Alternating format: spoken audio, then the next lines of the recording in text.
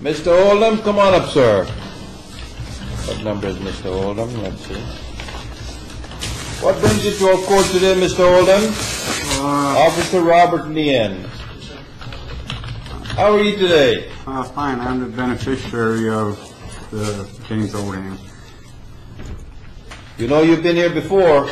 Yes, sir. You're always welcome here. Thank you.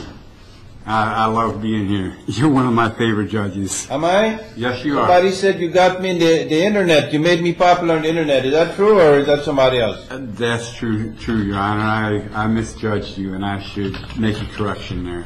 You misjudged me. Yes, I did. Well, I don't know what you judged me, but I think you're a great fella. I think you are, too. And, somebody said, oh, that Mr. Oldham, he thinks you're a star. He made you a star on the internet. I don't know, but, they said you're going too fast today. That's what it, officer, what's the charge? Tell me, what do you charge against Mr. Oldham today? And how fast, tell me, how do you plead to this charge?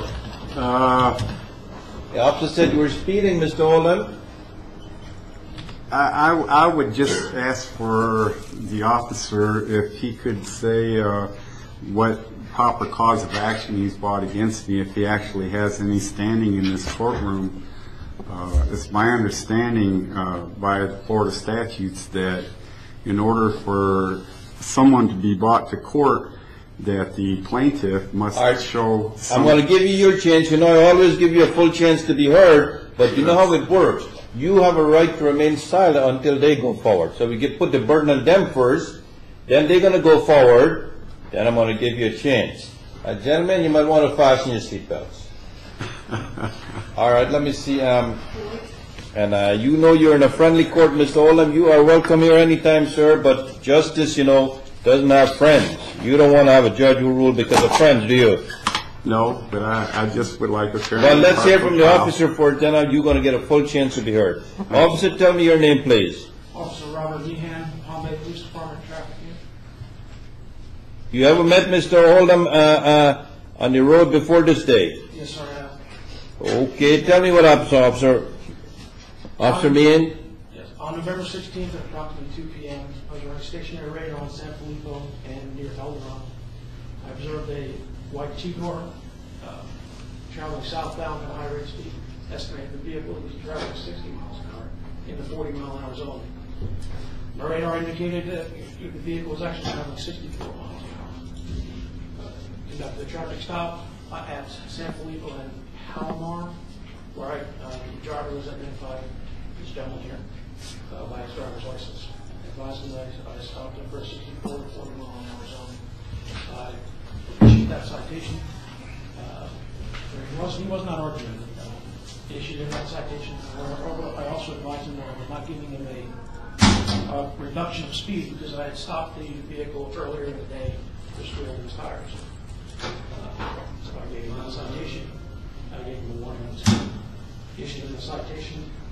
He took the citation and went on his way. I do have my radio certification and my certification, sir, if you want to see that.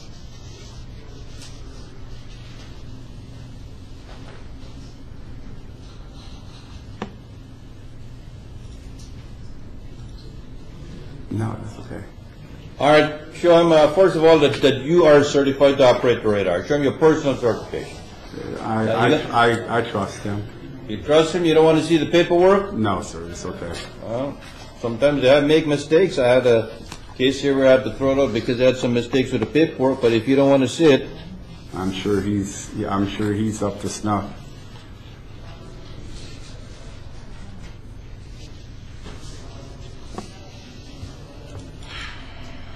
And what was the citation then, officer? You got here 64 and 40, sir. Person you cited, you see that person here today? He's standing next to me. All right. Mr. Oldham, let's hear you, sir. First off, officer, do you know how many elements are in proper cause of action? Just a yes or no, sir. You have the right to ask you.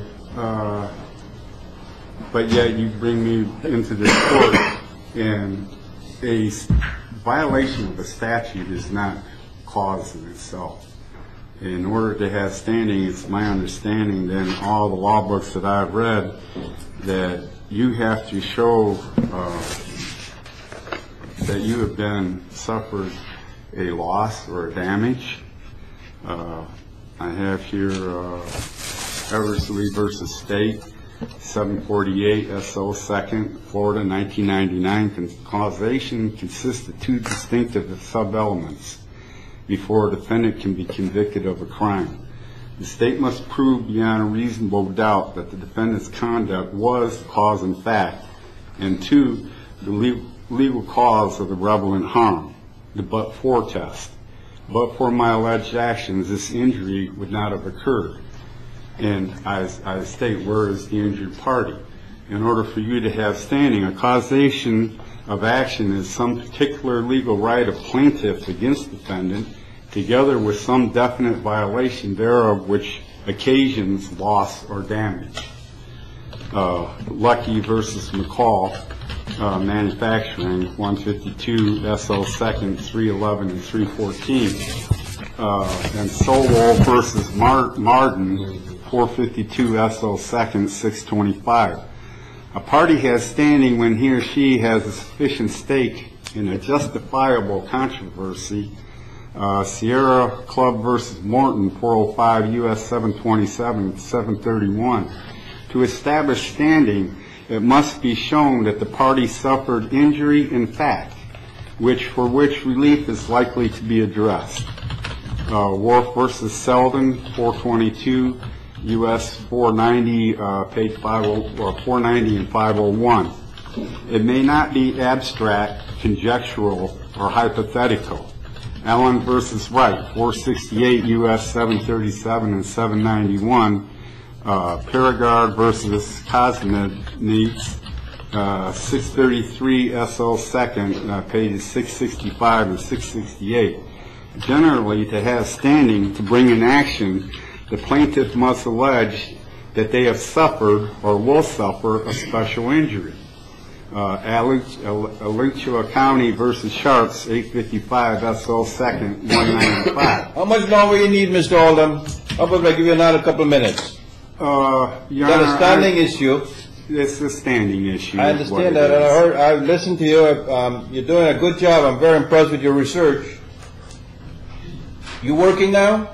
I'm 100% disabled veteran. I was looking for a research assistant. I was thinking maybe I spent many hours. Pardon me? I spent many hours down there in that law library, Your Honor. Anything else?